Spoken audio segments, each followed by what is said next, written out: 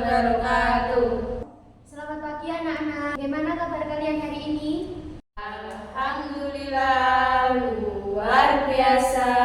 Allahu Akbar. Yes. Sebelum kita mulai pembelajaran kita pada pagi hari ini, marilah kita berdoa terlebih dahulu. Ayo ketua kelasnya dipimpin berdoa. Doa mulai. Berdoa selesai.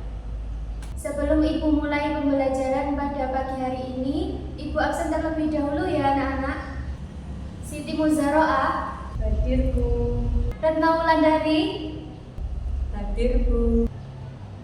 Solikatun Nikmah. Hadir Bu. Jadi hari ini masuk semua ya anak-anak. Sekarang Ibu mau tanya, di kelas ini siapa yang suka membaca? Saya Bu, saya suka membaca buku pembelajaran, buku dongeng. Ada yang tahu ide pokok itu apa? Belum. Di kelas ini siapa yang pernah bertanya kepada orang lain? Saya Bu, saya pernah bertanya kepada orang Bu. Kata-katanya apa saja yang kalian ketahui? Apa? Siapa? Bagaimana? Mengapa? Sebelum Ibu melanjutkan ke materi lebih lanjut, Ibu akan membacakan tujuan pembelajaran terlebih dahulu ya anak-anak.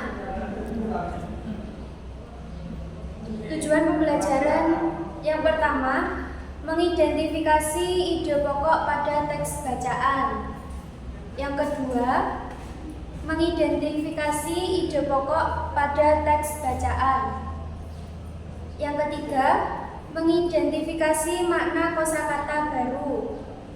Yang keempat, membuat pertanyaan dalam suatu teks bacaan. Yang kelima, menceritakan kembali suatu informasi yang didengar dari teks narasi. Itu tadi tujuan pembelajaran kita hari ini. Jadi hari ini kita akan membahas tentang gagasan pokok dan gagasan pendukung dalam paragraf. Sebelumnya kita akan membahas paragraf terlebih dahulu ya anak-anak. Paragraf adalah kumpulan dari beberapa kalimat dari suatu teks bacaan.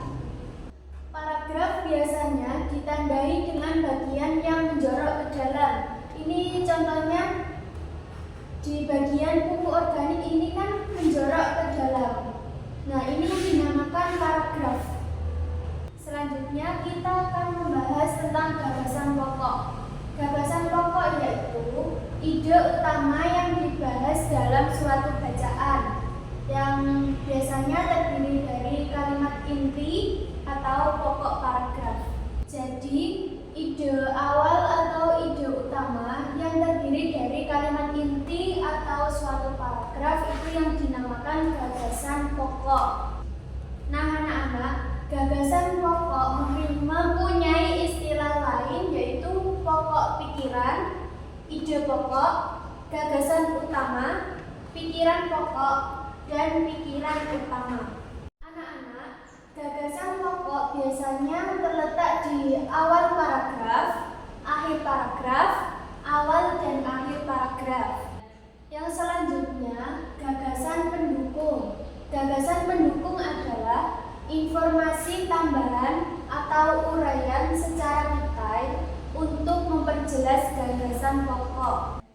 Dalam menentukan ide pokok paragraf atau gagasan pokok, kita harus membaca teks ini terlebih dahulu dan kita pahami makna dari isi teks ini. Untuk kita baca teks ini bersama-sama. Pupuk organik adalah pupuk yang berasal dari sisa-sisa makhluk hidup. Pupuk tersebut dapat berasal dari kotoran hewan. Selain itu, kotoran manusia dapat dibuat untuk pupuk jenis ini. Ada pula pupuk organik yang berasal dari sisa tumbuhan, misalnya tanaman orok-orok. Setelah kita baca paragraf ini, kemudian kita membuat pertanyaan pertanyaan dalam hati. Bila kita membuat pertanyaan dari paragraf ini, kita dapat menjawab bahwa ide pokok dari paragraf ini membahas tentang apa. Dan kita bisa menentukan paragraf ini terletak di awal paragraf atau di akhir paragraf atau di awal, di akhir. Kita bisa menjawab ide pokok dari paragraf ini itu membahas tentang apa, anak-anak?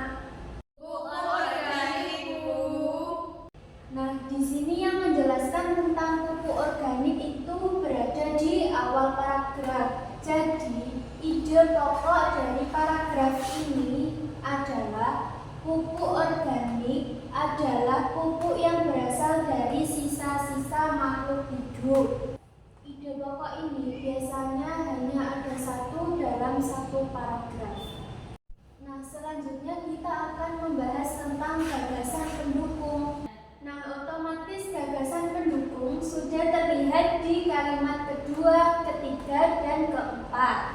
Nah, gagasan pendukung ini berisi tentang uraian informasi dari gagasan pokok yang tadi. Nah, di sini Ibu akan ngasih contoh tentang kalimat utama yang ada di akhir paragraf. Jadi, kalimat utama yang ada di akhir paragraf itu biasanya ada kata jadi. Kalimat utama pada paragraf di samping ini yang menunjukkan kalimat utama di akhir paragraf ada di nomor 5 karena di sini ada kata jadi. Oleh sebab itu, dengan demikian atau dengan kata penghubung lainnya. Jadi cukup banyak manfaat yang diperoleh dengan menjalin sosialisasi antar sesama. Dan kalimat lainnya nomor 1, 2, 3, dan 4 ini adalah kalimat penjelas yang menuntun ke arah gagasan utama di akhir paragraf. Apakah sudah paham dari penjelasan Ibu tadi? Sudah, Bu. Kalau sudah paham, Ibu ingin kalian mengerjakan lembar kerja dari Ibu.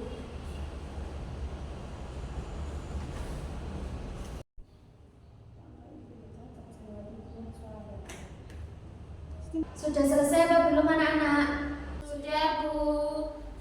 Kalau sudah selesai, silakan dipresentasikan dengan saja. Silakan Mbak Rika dipresentasikan di depan.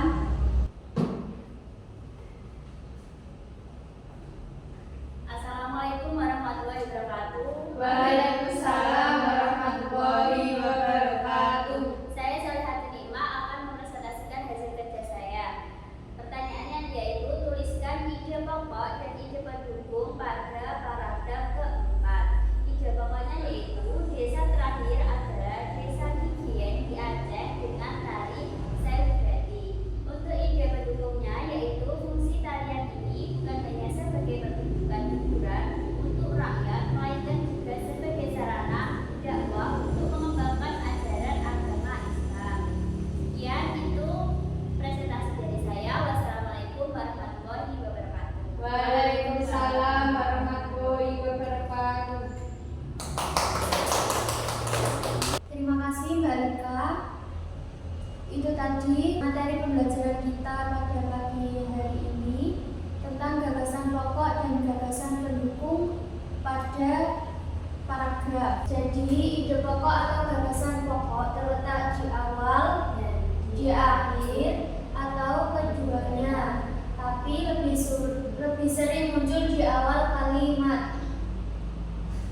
Jika di akhir ditandai dengan kata-kata jadi.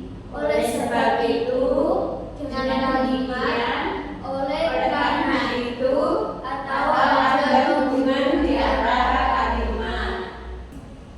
Itu tadi materi yang bisa Ibu sampaikan. Semoga dapat bermanfaat bagi kita semua. Tetap semangat dan jangan lupa belajar. Sebelum kita akhiri, marilah kita berdoa terlebih dahulu. Silakan Ketua